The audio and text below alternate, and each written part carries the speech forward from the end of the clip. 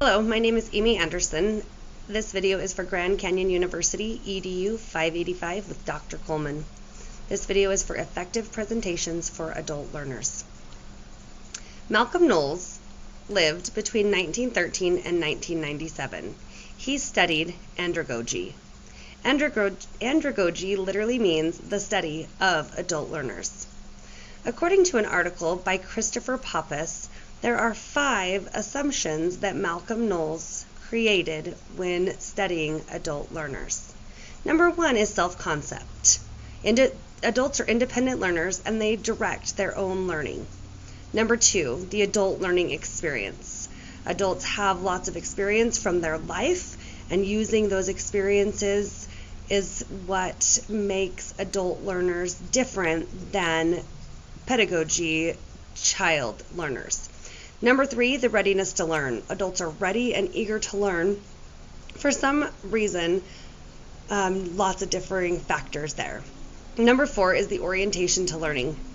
In pedagogy with children, where learning style is subject-centered, where with adults it is more problem-centered. And finally, number 5, there is a motivation to learn. The learning is internal. It's an intrinsic motivational desire to learn. There are a few other characteristics about adult learners. One is that they like to learn at their own pace. They don't like to be rushed. They need time to process, reflect, and practice before moving on. They appreciate information that applies to them.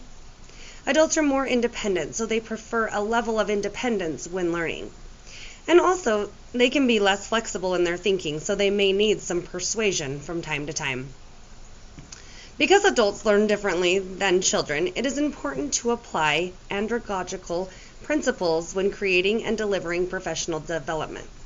The rationale for applying these principles is because adults have different reasons for the learning. Therefore, the professional development sessions should be created with those factors in mind.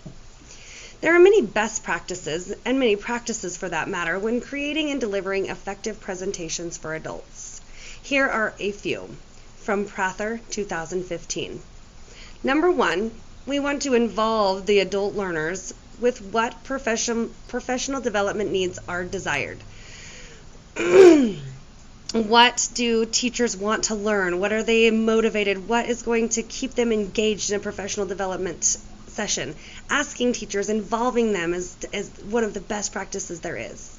Number 2, use the experience of the teachers and the staff when building professional development sessions. As stated earlier, one of the assumptions of adult learners is that adult learner experience. Be sure to use all those experiences of the staff and the teachers that are already hired on. Number 3, ensure that the professional development has immediate relevance and impact on teachers' lives. And number 4, that the learning must be problem-centered. According to Patricia Lawler, there are 6 adult learning principles of best practices to incorporate. Number 1, creating a climate of respect. You must start where the learner is. Engage active participation, build on experience, employ collaborative inquiry, learn for action, and empower the participants. Some of the best professional development sessions that I have ever attended have been hands-on. We have learned and created with the models that were readily available for me to bring back into my classroom right away. We were given toolkits with all the things that the students would receive when we went and implemented this professional development into the classroom. For the elementary level, which was where the ones that I had gone to in math, those were the things that made it most engaging and exciting for me. At the secondary level, professional development that is standards-based or project-based learning, where staff is taught how to engage students in projects and cross-curricular activities, would be great ways to incorporate best practice.